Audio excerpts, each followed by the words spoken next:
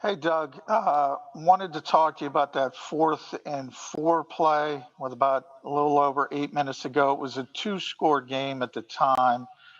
So first, why did you decide to go for it? And then what did you see on the particular play? It looked like Carson and Dallas weren't on the same page. Yeah, my mindset there was we got to stay as aggressive as possible on offense. We had to try to make a play, get something going, and from my vantage point, it just looked like Carson and Dallas were not synced up. It was a play we had used in the third quarter. They connected on it, and it appeared that Dallas turned inside. Carson threw it outside where Dallas was on the first time we called the play. So just a matter of just those two guys being on the same page. But as far as the decision to go, we had to make every effort to stay and really get us into this game, and just wanted to stay as aggressive as possible. Bo and then Dave Zangaro. Doug, there was a 4-game stretch this season where Travis Fulgham was the leading receiver in the NFL. Since the bye, it doesn't seem like he's been a big part of the game plan. What have you seen from Alshon Jeffrey that had him on the field more than Fulgham tonight? Well, I think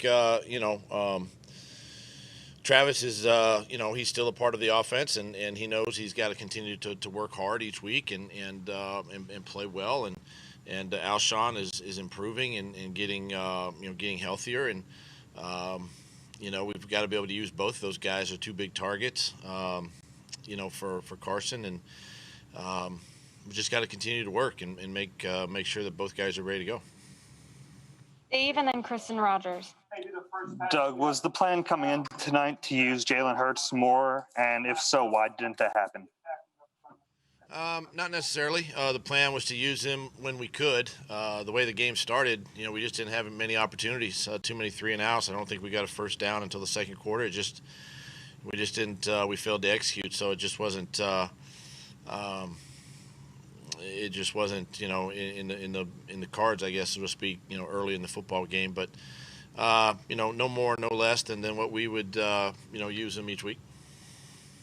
Kristen and then Jeff McLean. Hey, Doug, can you explain the rotation between Hurts and Wentz? It feels like maybe it would be a challenge for either one of those guys to find some consistency when one's in for one play, then the other, and then vice versa.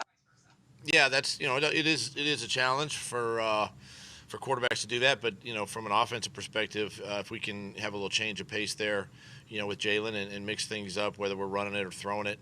I thought the guys, tonight, for the few plays that Jalen was in, they handled it well.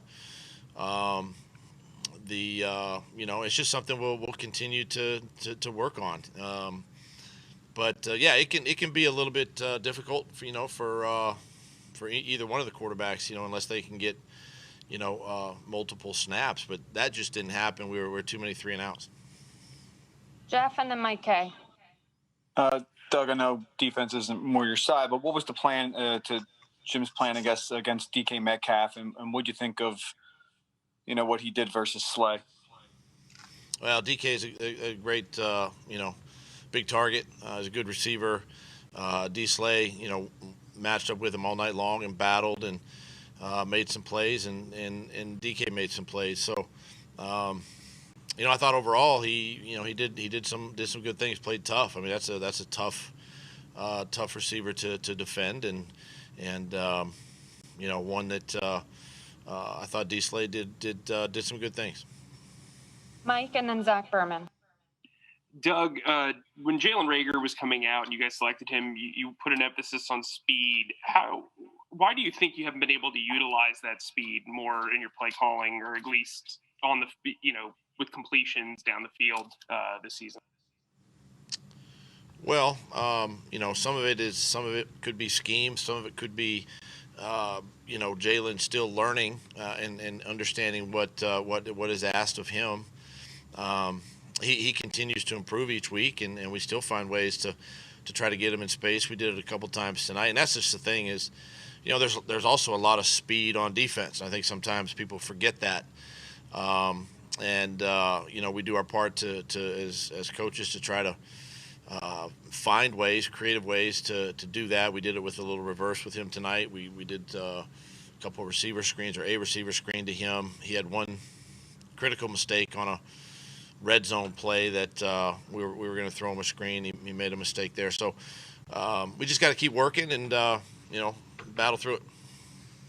Zach and then Martin Frank. Hey, Doug, you seem to suggest that the lack of offensive rhythm was why Hurts was not more involved early. But isn't that, I guess, can't that be a reason to play Hurts more?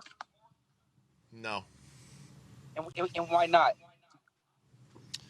Because it's not about one guy. We had breakdowns across the board, and it doesn't really matter, who's back there. The mistakes were still going to be made, and something we got to fix.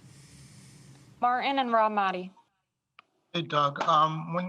When you did have Jalen in there the first time, you took Carson off the field. And what kind of advantage you think that gives you without Carson being on the field? And also when you put him back in, the next time, Carson was on the field and that was like a handoff to Miles.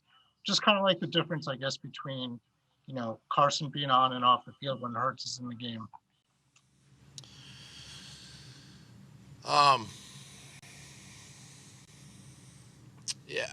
Listen, when Jalen's been on the field with Carson, defenses have been playing it a certain way. And as we have evaluated, those two together, putting Jalen on the field by himself, presents a little bit different picture for the defense. So that's why we did it. That's why we did it tonight. But I think we can still get some mileage out of using both quarterbacks, and then also Jalen as the quarterback, by himself. Rob and then Ed Kratz. Doug, Miles Sanders had 5 carries in the first half. Obviously, you were going up against the worst pass defense in the league. Was that part of the factor why he wasn't running as much in the first half? Is that you were trying to attack that defense, or is it what they were giving you? I just think they, got after us a little bit in the run game and got on some edges. We missed their safety a couple of times, and we had to make some adjustments. But we knew probably going into this game that we were at least going to have to put the ball in the air, to give ourselves a chance. It's a good rush defense, and it's a good front.